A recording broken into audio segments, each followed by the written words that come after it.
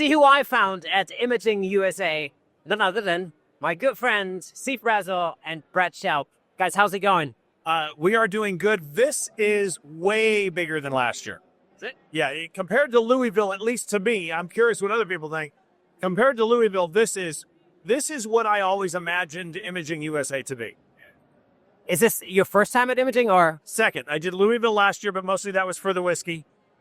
And then this year, it's mostly for the photography and the networking and the friends, seeing people like you flying in, seeing people like Brett. So yeah, second time, and I have to say, it's what I wanted. Like this is it's so far it's lived up to the hype. Yeah. Brett, how many times have you been to Imaging before? This is actually my second time as well. I went in actually 2020 and haven't made it back until this year. And this is awesome. I have only been on the floor for a couple hours, but it's just amazing how many people you're running into. I ran into both you guys and connect that way. And of course, just all the vendors are here. All the new technology is here. All the cool labs and all the cool new prints and gadgets and just any accessory or equipment that you need, demos and live shooting capabilities. It's just, if you're a photographer, it's just a great place to be. It's always a great balance between the gear and the sort of human connections.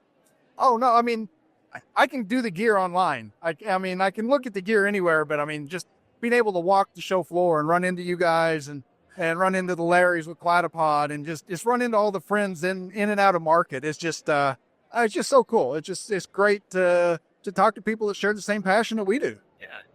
Steve, what was the thing that you were looking forward to the most coming here? So mainly for me, it was probably running into people. Like I like looking at the gear. That's right. I like looking at the gear, but like Brett said, I can research the gear to death online. I don't think I would buy anything here anyway unless the show special was ridiculous. But I ran into Hilmar Smith, who is a new Nikon ambassador. I ran into Anya Anti. Ran into Atiba Jefferson and Bob Davis, who are both Canon Explorers Elite. Ran into you, ran into Larry from Platypod. Brett's been on my show, and yet we've never met in person, which is great. I love this. See, now here's the thing, though. This, to me, what just happened with people crossing through, that's kind of what makes this. Everybody here has their own focus. They are walking around looking for something that they're anticipating. And that's what makes it great. You come here, you may be looking for gear. You may want to just bring your camera and shoot the pre-set up models. You may want to watch, a Nikon ambassador or a Canon Explorer speak or a Peter Hurley shoot headshots. You can get whatever you're looking for if you're into photography at Imaging. One of the big things I love here is that everybody here is here because they want to make an investment in what they're doing. They want to make an investment with their business or their hobby, their livelihood, but they're here because they're serious and passionate about it. I feel it's really good to see how busy it is around here because, right after COVID, shows like this lost a lot of footfall, but it is heaving right here.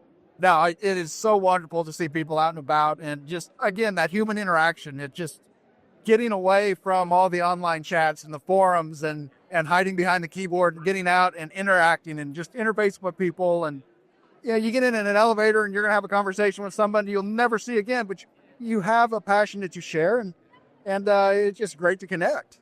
And you don't actually have to spend a lot of money at a show like this because, again, interacting with other photographers might just be the best thing that you can get out of a show like this. Yeah, I totally agree. And one of the other things, as he was saying how busy it is with everybody walking around, one of the things I find interesting about these if you've never done this type of a conference before, right? WPPI or Imaging USA or anything like that.